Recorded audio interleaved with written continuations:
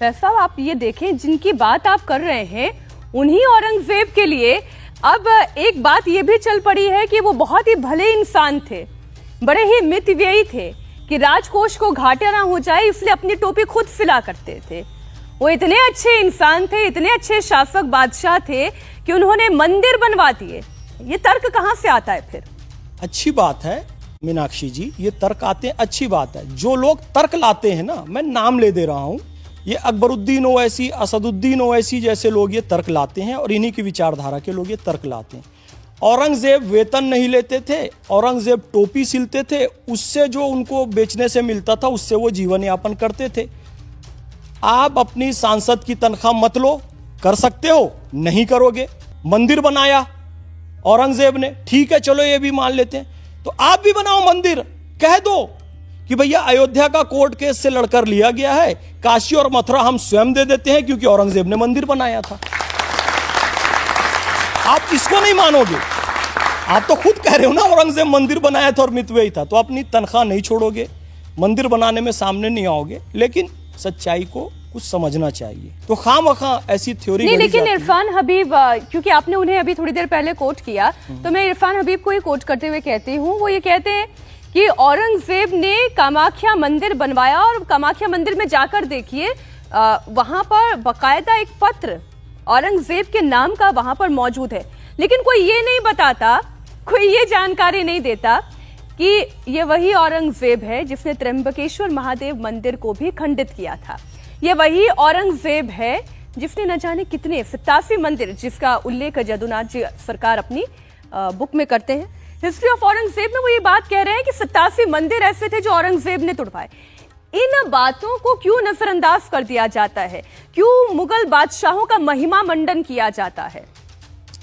देखिए, मसीरे आलमगीरी में भी ये बात लिखी हुई है कि काशी विश्वनाथ का मंदिर औरंगजेब ने तोड़ा था। ये बात रिटर्न है, उसमें इस बात का उल्लेख है। जदुनाथ सरकार जी ने भी त्र्यंबकेश्वर के मंदिर के बारे में लिखा है। और एक बात और आती है कि औरंगजेब देखता था कि एक बड़ी ज्वाला आ रही है, एक बड़ा चिराग जल रहा है कहीं बड़े दूर से, तो पता किया जी कहाँ चल रहा है, तो पता चला एक मंदिर है मथुरा में कृष्ण भगवान का, केशव देव मंदिर, वहां पर चिराग जलता है, वहां पर जोत जलती है, तो उसकी रोशनी आगरा तक, दिल्ली तक पहुंचती है। तो वो देखकर बड़ा अचंभित हुआ और उसको तोड़ने के लिए पहुंचा। वहां पर केशवराय मंदिर को तोड़कर उसने जामा मस्जिद बनाया। आज भी जो कृष्ण जन्मभूमि का विवाद है उसके पीछे यही कारण है। कौन? औरंगजेब। लेकिन इतिहास को छुपाया जाता है। अब मैंने इरफान हबीब का नाम यद्यपि लिया, लेकिन इरफान हबीब भी लेफ्ट के हिस्टोरियन हैं, लेकिन सतीश चंद्र लेफ्ट के हिस्टोरियन हैं। इरफान हबीब और सतीश चंद्र ने बहुत छुपाने की कोशिश की, बहुत छुपाने की कोशिश की। उसके बाद भी उसकी क्रूरता इतनी थी कि बताना ही पड़ा, अप्रत्यक्ष रूप से हजरत अमीर खुसरो के माध्यम से, जिसका मैंने उदाहरण दिया है। और सतीश चंद्र जो मध्यकालीन इतिहास के, वो भी प्रमाणिक इतिहासकार हैं, उन्होंने जाफर जटल्ली का उल्लेख किया, एक व्यंग्यकार जाफर जटल्ली ने बड़े अश्लील शब्दों में कहा है, उसे मैं सभ्य शब्दों में कहता हूं, शैतान के नितंब तले अंधेरा। औरंगजेब के लिए जाफर जटल्ली ने कहा, जो कि औरंगजेब के समकालीन थे। ये बात सतीश चंद्र ने अपनी पुस्तक में लिखी है। तो सोचो वो कितना क्रूर शासक रहा होगा कि जाफर जटल्ली को अपनी जान की भी फिक्र नहीं थी। उन्होंने क्या लिख दिया? शैतान के नितंब तले अंधेरा। अब आप देखें कि दिल्ली में ही आप पूरा घूम के देखें तो बहुत सारे ऐसे मॉन्यूमेंट्स मिल जाएंगे जो मुगल कालीन तैयार किए गए हैं। उनकी भी उलाहना दी जाती है कि आप ये तो देखें कि मुगलों ने भारत को क्या दिया, किस तरीके का आर्किटेक्चर दिया, किस तरीके का खान पान दिया, किस तरीके की पोशाक दी, किस तरीके की सुगंध दी। यहाँ की संस्कृति में वो रच बस गए। तो यहाँ की संस्कृति में वो रच बस गए या यहाँ पर रहने वाले सनातनियों को भी धर्मांतरण के लिए उन्होंने प्रेशराइज किया? जो दर दर भटक रहे हैं उनके पास वास्तुकला सीखने का समय कहाँ से आएगा? वो कहाँ से इतने भव्य इमारतें बना लेंगी? आपके नाम से मदुरई में बहुत बड़ा मंदिर है, मीनाक्षी मंदिर, जो मैं शुरू में माता जी का नाम लिया ना, जी। माता पार्वती का, वो मीनाक्षी मंदिर मदुरई में है। आप जाकर देखिए उन मंदिरों को। इसकी कल्पना भी कभी कोई मुगल नहीं कर सकता। आप क्या सोचते हैं ये जो ताजमहल बना है या हुमायूं का मकबरा बना है, ये इनके दिमाग की कल्पना है? नहीं हो सकती। ये सब भारतीय वास्तुविदों की कल्पना है। पूरा शुल्व सूत्र जो है, शुल्व सूत्र में सारी चीजें बताई गई है, यज्ञ वेदी से लेकर सारे विश्वकर्मा भगवान जो हैं कि कैसे भवनों का निर्माण किया जाता है, ये सब भारतीय सनातन ग्रंथों में मौजूद है। ये सब चीजें वहीं से ली गई है। उसके बाद उसे थोड़ा मॉडिफाई करके उसमें अपना नाम लिख के, वो कहते हैं ना जी, बनाया किसी और ने और नाम किसी और ने, उसमें अपना लिख दिया कि मेड इन फलाना। तो वही काम उन्होंने किया है।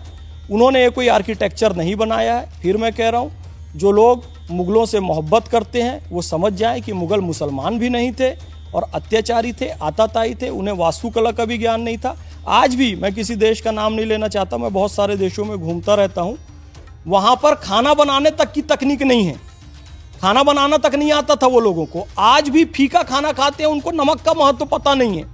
ये सब उसी परंपरा से आए हुए लोग हैं। और वो 56 भोग वाले देश को ये बताएंगे कि खाना हम लेकर आए। वो मीनाक्षी मंदिर जैसे मंदिरों को बनाने वाले लोगों को ये बताएंगे, अजंता एलोरा कैलाश मंदिर बनाने वाले लोगों को ये बताएंगे कि वास्तुकला हम लेकर आए।